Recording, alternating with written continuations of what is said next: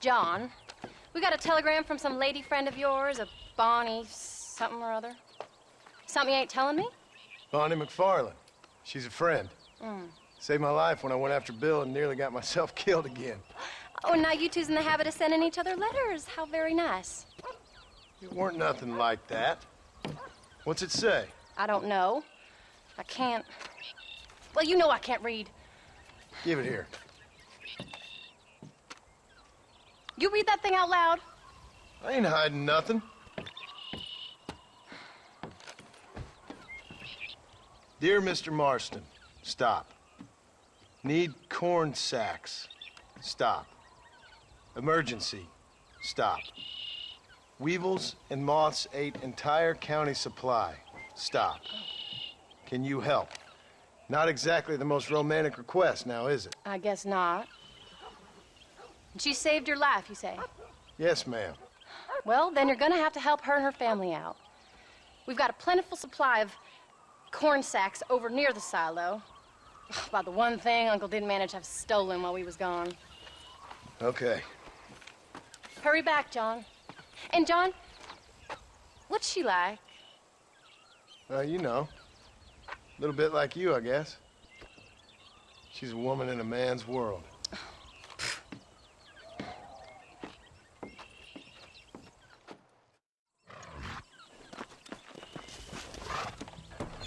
John, wait! I changed my mind. I'm coming with you. Well, come on, man. Let's get going.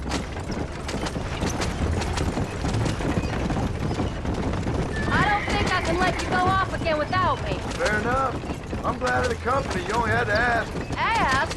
I was waiting for you to ask me. I thought you'd want to keep an eye on the boy. Oh, while you were off cavorting with cowgirls in the next county? I don't think so, John Marston. You only just got home. That Jack has seen enough of me for a lifetime. So, is she married? This Bonnie McFarlane? No. What does she look like? I don't know. Pretty normal, I suppose. Normal? What? Normal like me? No. Normal as in 2 eyes, mouth, nose, that kind of normal. Besides, ain't no woman fine as you. A little flattery. Now we're finally getting somewhere. If you find yourself in a hole, the first thing to do is stop digging. Another pearl of wisdom from John Marston.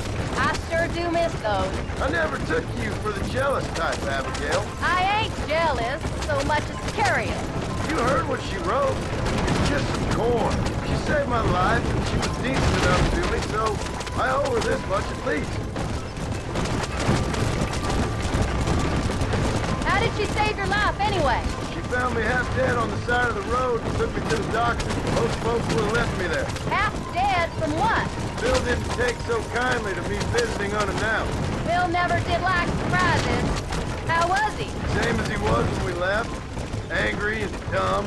Taking his revenge out on the world. People down there was really scared of him. Bill weren't so bad, but when Dutch went crazy, Bill took it hard. For a while, we all thought we'd found something right. A better way to live, but it was just a lie. So you saw before they did. Maybe. But they was still kind of a family. A family that left you for dead. You knew the truth, John, and they hated you for it. Where'd they take you? Who? Those government bastards. Where did they hold you and Jack? I ain't sure.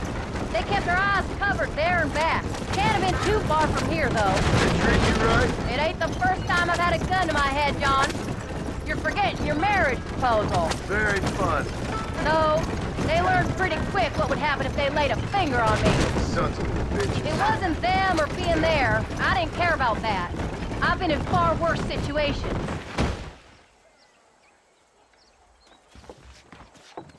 You came. Thank you so much. We lost the entire harvest. Miss McFarlane, I'd like you to meet my wife, Abigail. Oh, ain't you quite the gentleman all of a sudden? It's a pleasure to meet you, Mrs. Marston. Likewise. Thank you for saving my husband's life. And for teaching the miserable goat some manners, among other things. I didn't teach him anything. I know better than to try to change a man. You should meet my father. Oh, people can change, Miss McFarlane. John and I have to believe that more than anybody. This is a decent first harvest for you, John. You should be proud. That's good land you got there.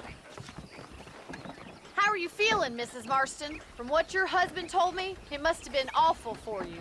I've been through worse, and I knew he'd be back before too long. He can't cook a meal to save his life. Abigail, in my darkest hours, when I was most homesick, just the thought of one of your rat meat stews kept me pushing forward. Well, about as amusing as a weeping saddle sore, ain't he, Miss McFarland? If you're gonna start yammering about women's work, John, I'd say you might be in the wrong company. I'd say so, too. I never felt so outnumbered.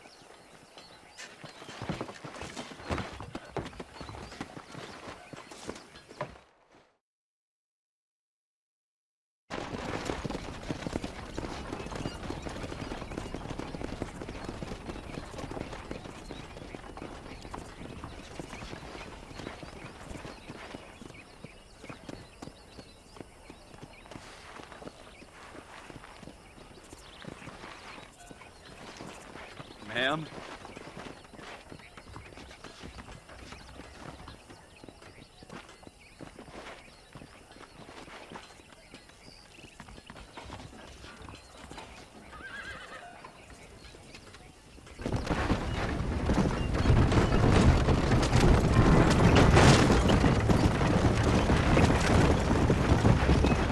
So that was the famous Bonnie. That was her, all right. She's pretty. She's normal. Like I said, Well, you always wanted to be a rancher. I'd have thought she'd be just your thing. The perfect rancher's wife, if I ever saw one. I already got a rancher's wife. I'm only teasing. I like her, and I'm glad she saved your life. Most of the time, anyway. The McFarlands are good people. She did blush redder than a shepherd's sunset when she saw you, though. I have that effect on women. You've clearly had one too many blows to the head. You ain't wrong about that, Mrs. Marston. That's quite a ranch they got there. That'll be us someday. As soon as we get back on our feet. I don't know, John. How many times can we start again? An outlaw and a working girl. We ain't exactly farmers. We are now. Forget that life. It's over. Do you really believe that? We have to. It's the only way we'll ever have a future. The life we led, that doesn't go away. It's never over. You think those government men are just gonna leave us alone now? The old gang's dead. I did what they asked. That's it? A life of crime forgiven? We're back together, ain't we? Till they decide you owe them something else. Sometimes I think I was the stupid one for believing I could get out. Maybe Dutch, Bill, and Javier were just being honest with themselves. You ain't perfect, John, and I sure ain't. But better than they are, than they were. Maybe we can't change. But we gotta try, for Jack's sake. Even if we have to start again 100 times. It's better than going back to what we were. How's Jack doing? Angry, upset. He's been through a lot. I hope he's gonna be alright. It's gonna take time. For a while, his world was safe. Normal, even. Then it got turned upside down again. You ain't saying much about it. I've tried to talk to him, but how do you explain any of it? What do you say when he asks about Uncle Bill and Uncle Dutch? They were family when he was a little boy. He hides away in those books of his. Wouldn't you? It ain't like the real world's done him many favors. He's just been kidnapped. He grew up with the gang. That's no life for a boy. We did our best to protect him. Come on, John. He saw things no boy should see. Well, now we got a chance to make it right.